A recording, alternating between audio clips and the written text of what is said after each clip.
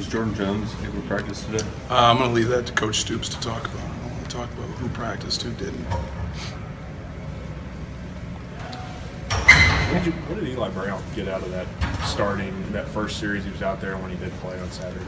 I think, it was a learning experience. I mean, he did a really nice thing in the second play of that series, and then a really not a very smart football play that prolonged the drive. So I think it was a learning experience.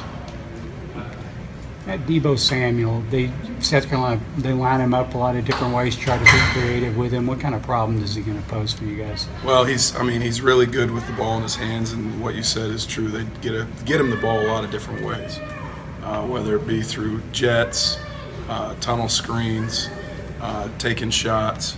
So he's definitely a guy we got to be aware of where he's at, and he's a big-time player. Just watching Jake Bentley on film, what kind of impressed you the most? Very efficient. The more you watch him, the more you appreciate him. He's a tough. He's kind of a gamer. He does some things that are really, really good.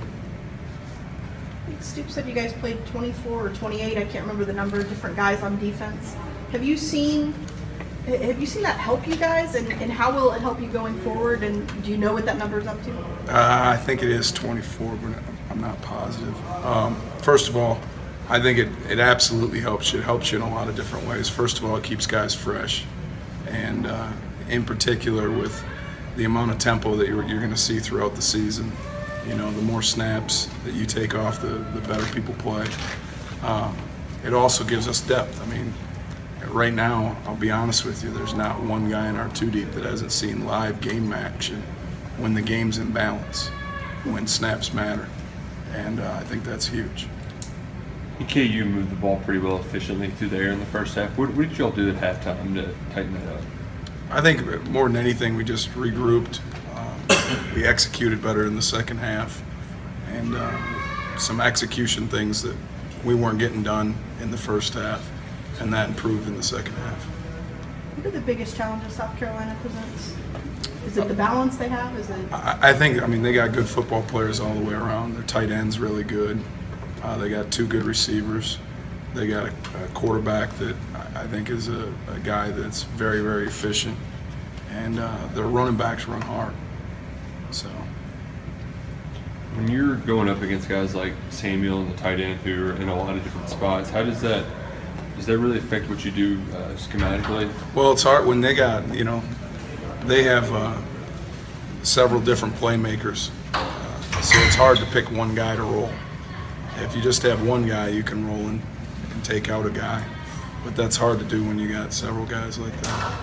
You guys haven't seen a whole lot of the tight end with the sets the first two opponents used. It didn't feel like it. Is this no, kind of a challenge? not as. I mean, he's a special tight end, but they do a lot of things with him. He's not always in a tight end position. I mean, he's flexed out as a receiver. He's in the core as a fullback. He's on the line of scrimmage as a tight end. So they do a good job of moving him around. Does facing a guy like C.J. Conrad all preseason help you with? I think absolutely. C.J.'s similar in a lot of ways, but I think they're a little different in certain ways too. But there's no doubt.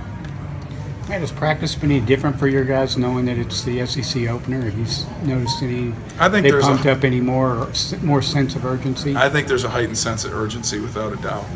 I mean, first SEC opponent on the road, a division opponent. It's a huge game, obviously. Matt, you've got a couple games under your belt now. How would you describe the interaction between you and Coach Stoops in running the defense?